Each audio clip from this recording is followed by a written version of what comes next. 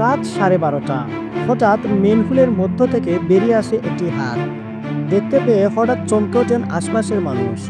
মুহূর্তেই খবর যায় ফায়ার সার্ভিসে। খবর পেয়ে ঘটনাস্থলে আসে ফায়ার সার্ভিসের একটি ইউনিট। প্রায় আধা ঘন্টার চেষ্টায় তারা উদ্ধার করে এক তরুণকে। 6 আগস্ট রাতে ঘটনাটি ঘটেছে রংপুর শহরের শাপলা চত্বর এলাকায়। উদ্ধার হওয়া তরুণের নাম সিয়াম আহমেদ, পেশায় হোটেল কর্মচারী। ঘটনা শুরু তার প্রেমিকার সঙ্গে দেখা করতে গিয়ে। সন্ধ্যায় একবার দেখা শেষে রাত আবার প্রেমিকার সঙ্গে দেখা করতে যায় সিয়াম, কিন্তু রংপুর এলাকায় কয়েকজন যুবক বাধা দিয়ে থাকে। পরে তার কাছ থেকে 700 টাকা ছিনিয়ে নেয় তারা। এ সময় সিয়াম প্রতিবাদ করলে তাকে ব্রিজের নিচে নামিয়ে দেওয়া হয়। সে মেয়ে আমাকে ডাকছে, আমি আলছি, সমস্যা নেই।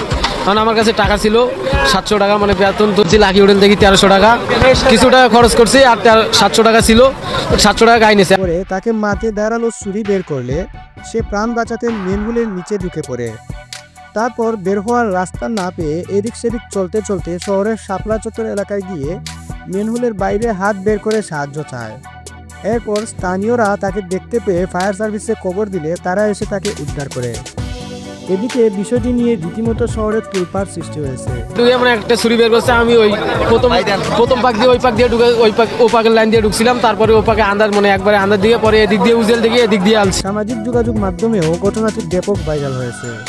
অনেকে ভুক্তভোগী তরুণ ও তার প্রেমিকাকে নিয়ে মজা করছেন।